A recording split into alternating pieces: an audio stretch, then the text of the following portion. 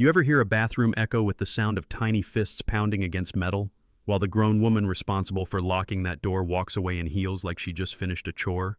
Yeah, that happened. 8-year-old Sofia Reyes was trapped inside that school restroom stall, crying so hard her voice had gone hoarse, whispering, "Please, please," like she'd done something wrong, like needing more time was a crime. And the only sound outside? The sharp, cold click of heels fading into silence. Those heels belonged to Diane Murdoch, the HOA board member who somehow convinced the school to let her volunteer in the hallways. And that morning, she decided Sofia took too long, so she locked the door and walked away. Let me back up a sec. Sofia wasn't like the other kids. She was born with a neurological condition, mild cerebral palsy with some developmental delays on top. That meant walking took longer, her hands moved slower, and simple things like pulling up her pants or turning on the sink weren't simple. But she always tried. Hard. She had this little ritual, count to 24 while washing her hands because Mama said that was the golden number. And she always smiled. God, she smiled like she knew something magical the rest of us had forgotten. That morning, Sofia was so proud. She'd drawn a picture of kids on a playground, some in wheelchairs, one with a walker, and butterflies soaring above. "For my teacher," she said, holding it with both hands like it was treasure. Her mom dropped her off like any other day. Quick hug, soft goodbye. Neither of them knew that someone with a key and a grudge was waiting just down the hall. Now, the neighborhood they lived in, Elmwood Pines, looked like a postcard. Trimmed hedges, pastel shutters, community pool with family hours. Sofia's mom, Gabriela, had moved there 3 years ago after a brutal divorce and a company-wide layoff. She wanted a fresh start. Clean air, good schools, quiet nights. She bought the smallest house on the corner, the one with the therapy ramp instead of rose bushes, and thought maybe, just maybe, this was where Sofia would finally be seen. But what she didn't count on was the HOA. You see, Elmwood Pines didn't just have rules, they had commandments. And Diane? She wasn't just on the board, she was the board. Clipboard in hand, tucked in polo, always in pastels, and that frozen smile that looked more like a mask than anything human. To outsiders, she was committed to excellence. To folks like Gabriela and Sofia, she was a walking red flag. First, it was the notes. "Please remove ramp. It clashes with neighborhood aesthetic." Then the fines. Unapproved seasonal decor, which was really just Sofia's glitter pumpkin with butterfly wings. Then came the whispers at the park. Other moms pulling their kids away. One even said out loud, "Don't touch her, honey. You don't know what she has." Yeah, that happened too. Still, Gabriela tried. Worked nights cleaning medical offices, spent her days trying to make Sofia feel normal. Not less, not broken, just seen. Then came the school bathroom. That week, Diane had volunteered, big air quotes, under a school initiative called Parent Visibility, supposed to be about building community. But Diane used it like a badge, strutting through the halls like a prison warden. She'd had issues with Sofia before, called her disruptive, said kids like that made things unpredictable. She'd even once asked the school if Sofia could be placed in a more appropriate setting, whatever the hell that meant. So when Sofia asked to use the restroom that day, and her teacher nodded absently like she wasn't really listening, no one could have guessed that Diane was waiting outside, watching the clock like Sofia was wasting her time. Sofia didn't know any of that. She did everything right. Flushed, counted to 24, washed her hands, smiled at herself in the mirror, then, click. The lock turned, light still on, door still closed.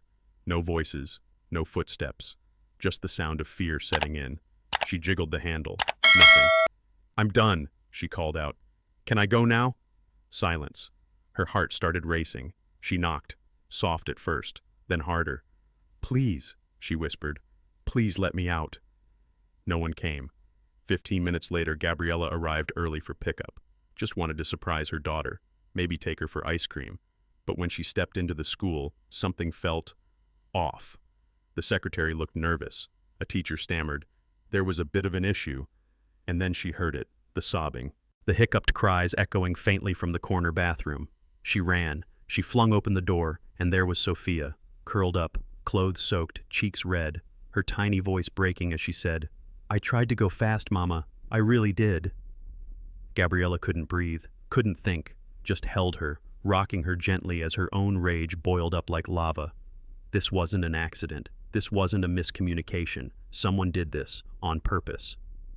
The next morning, Gabriela didn't show up crying. She showed up like a storm, demanded answers, asked for footage. The principal suddenly had amnesia. "That hallway doesn't have cameras," she said, asked who had keys. The staff stalled. Gabriela didn't blink. She knew. She said the name. Was it Diane? And the silence that followed? That said everything. Eventually, the principal admitted Diane had access. "It's unfortunate," she said, "but perhaps your child needs a more supportive environment." The kind of fake concern that leaves bruises deeper than fists. But Gabriela didn't back down. She posted the story online, laid it all out, no sugarcoating. By morning, it had 3,000 shares. By lunchtime, viral. Parents around the country chimed in, teachers, disability advocates, pediatric therapists. Hashtags exploded. Let her out. Protect our kids. Diane must go. And just like that, light hit the cracks. Turns out, Diane had a history. Quietly dismissed complaints from another HOA she used to run. Records buried. But not anymore. The school district issued a week, "We are reviewing our protocols," kind of statement. But the community wasn't having it. People rallied behind Gabriela, showed up, spoke out. The school added a sensory-friendly bathroom, hired occupational therapists, launched a buddy system. Staff were trained on trauma-informed care. And for the first time, Sofia wasn't treated like a checklist item. She was just Sofia. She even started doing morning announcements, shared a quote every week. One Friday, she said, "Just because we move slower doesn't mean we're not going somewhere." But just when it felt like healing had begun, guess what? A certified letter arrived from Diane's lawyer. She was suing Gabriela for defamation and emotional distress. Claimed the story was fabricated. Not the school, not the district, just the mom whose kid she locked in a bathroom stall. Yeah, that's how people like her operate. They strike in silence, then cry foul when the light finds them. But here's the thing. Gabriela didn't just fight back. She won. The suit was dismissed. The judge called it a clear attempt to silence public accountability. Diane was banned from volunteering in any public school. Ever. Again. Sofia? She painted a mural for the new restroom, covered it in butterflies. Bright, wild, unapologetic.